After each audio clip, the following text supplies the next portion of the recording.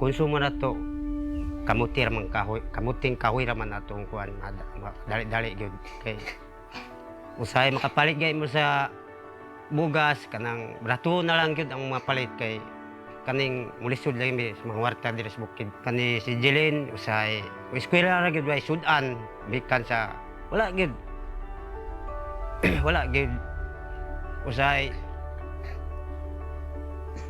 makahilak gyud ko kay ang amo ang kaimtang.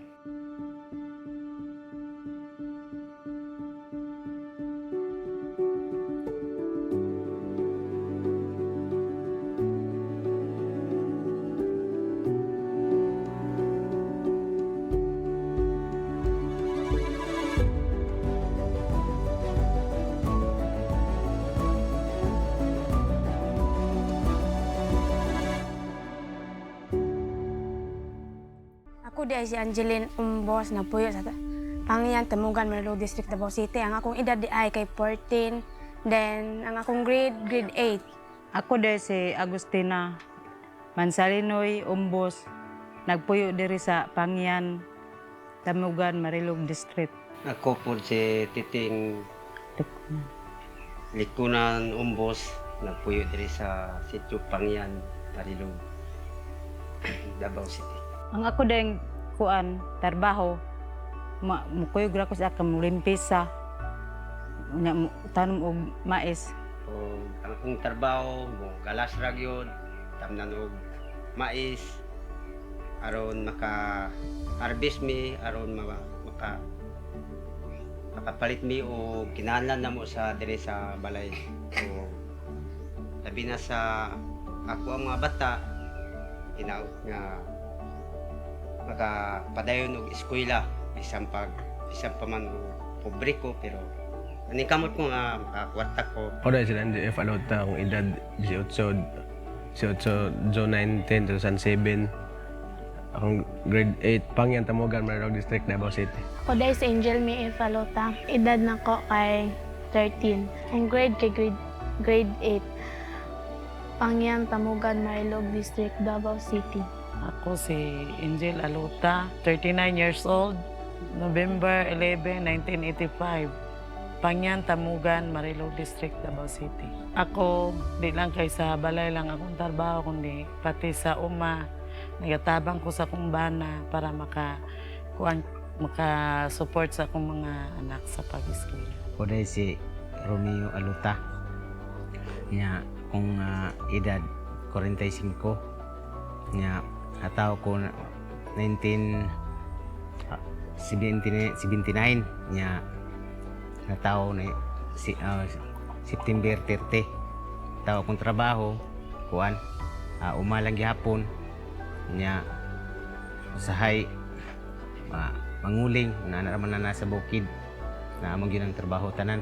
Okay, my name is Marisa Regidor. I'm the faculty president of Pangyan National High School and 5 years in service sa DepEd. Ano sa imong gusto maging dako niya? Sa imong panganib? Mekaniko. Hilig mo ko sa ayo-ayo sa motor gun. Teachers. Para makatabang sa bata. Ang gusto na ko mahimo kay kanang teacher. Kay kuan ra kay siya kanang simple lang nga trabaho.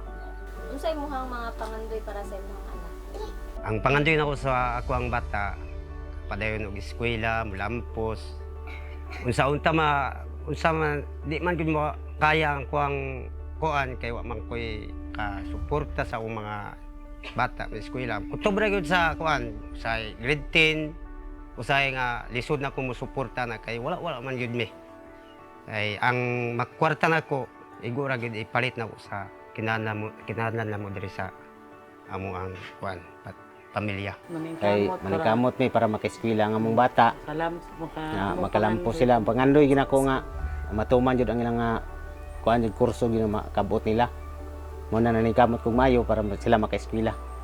Unsa pa ang mga daily struggles na na-encounter sa mga estudyante sa Pangyan National High School? Okay, based sa kuang na-experience or based sa kuang nakuan for 5 years, kadalasan na mga struggle sa bata diri is ang kawala gyud pagkaon. Especially pag during mga panahon nga kanang krisis ang pagpanguma, diha gyud sila walay pagkaon. So nagaadto sila sa eskwelahan nga wala gyud in town sila mga kaon. So ang among mga problema kung saon na mo pagkuan karon ang mga pagkaon sa bata. Kay bisag kami amo ang mga sweldo sakto ra gyud para pud sa mua. So ang kuan na mo isa pa ang among kadalasang estudyante diri is mga kanang mga long distance ba mga lagyo kayo.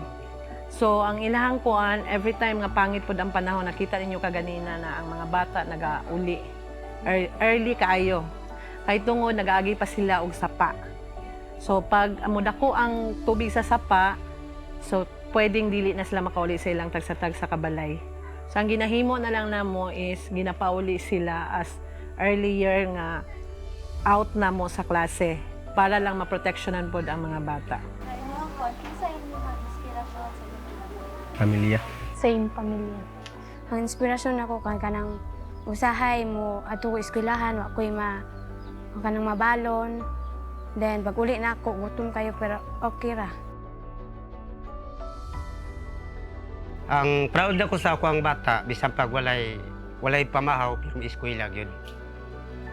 Maingon nga pa, balag asin akong sudan pamahaw, pero eskwela gyud ko kay para makakuan gyud makalampos ko. Pero pa, ulat lang kung graduate ko kay para makatabang ko sa inyo.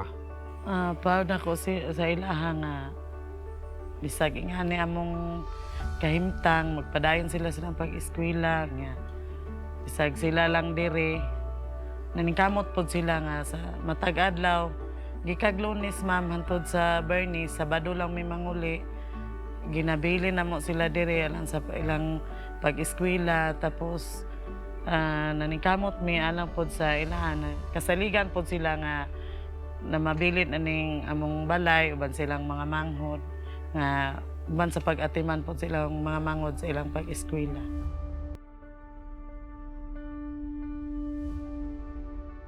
Kunwari na mi mga pag na makabot ang bata diri tapos na moingon nga ma'am wala gyud kaon sige inaani. Yung istorya ang bata dayon na ma'am wala man gud mi bugas sa balay. So amo ang ginapangita pagi nga makalungag mi, mapakaon na mo sila. Bisan sa inana lang nga pamaagi kanang makuana na mo ang ilahang kagutom. Kay lisod pud baya nga mag-eskwela nga walay sulod ang tiyan. So mo na mong struggle nga kanang gusto na mo ba kanang nay may mga mag-sponsor labi na especially ang mga pagkaon kay ang mga bata diri usahay nag-eskwela gyud sila nga walay sulod ilang tiyan. So especially atong mga bata nga kanang disidido kayo sila maka-eskwela. Kanang determinado sila nga makahuman jud ko. Isip estudyante, unsaon nimo pagtabang sa imong gibutan? Nami kung way klase tabang man sa akong amahan sa uma pwede manghagba sa akot kahoy. Mutabang ko sa ilaha kanang manginlo diri sa balay, matug uma, kanang mangligpisa o kanang mga mais. Unsa pud ang mga lesson na gusto niyo makatun din sa inyong anak sir dun sa pagdako nila kadalanan? Kaning akong estudyante kay di man pod mga dungon nga mutan man gyapon niya akong mga estudyante kay mao nga ganahan gud mo pa eskwela kay di man badlungon niya akong mga bata. Ganahan gud mo eskwela pero kaingon man ko sir nga bisan pa mo eskwela mo kung moabot mo og grade 11 o grade 12 murag kaingon nako nga murag wa na koy kaya gyud ing anang mga kurso o kanang grado. Kaya makaya na ko, malisod man kahit nga, murag grade 8 pa. Mas labaw na ko, muadto na sa kanang dakong grado. Kaya ang pangbistila ang gani, mahal naman, di na may makapalit ang amahan o labi na siya sa ako ang Paris. Kaya pilar man na iyang usay wa may trabaho sa akong asawa. Kaya mo kuyog-kuyog man yun na, kaya para mo alalay sa kuha, mulungag, aron makaagbas ko dito sa amuang uma nanumi og balanghoy og kamuti saging aron nay maharbis na mo kada kininsinas ra man ang saging maharbis o kanang mais murag moabot gyud og sobra 4 ka bulan maharbis na mo ang mais. Kuan ma'am nga Tinarong lang yun sila sa ilang pag-eskwela, labi na sa pagpangalagad sa buhay nga Dios o sa ilang pag-eskwela. Ubanan sila kanunay hantod mo lampos. Ang una ma'am, gusto na ko nga, una medyo ang Ginoo dahil sa materials pag-eskwela. Permintin ako sang encourage na mulakaw ko pagtarong din og eskwela kay mao gyud makabot nyo maabot ang panahon di gid mo magmahay. Kay maabot ang panahon makagraduate mo inyo ra magyapon na. Muna na ning kamot ko sa pagtrabaho para sila nga makagraduate jud.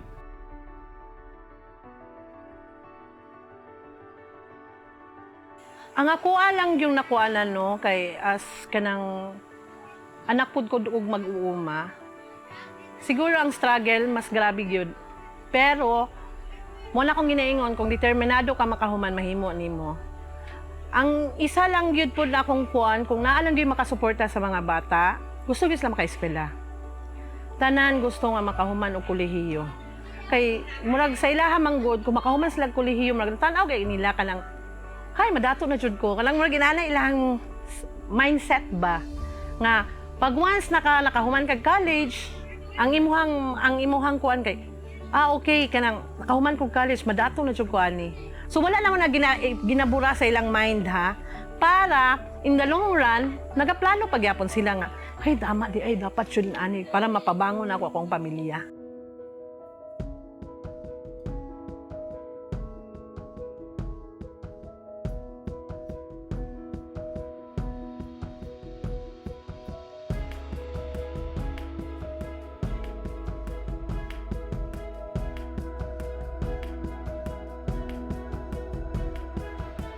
Daghang salamat, Mars. Daghang salamat, Mars.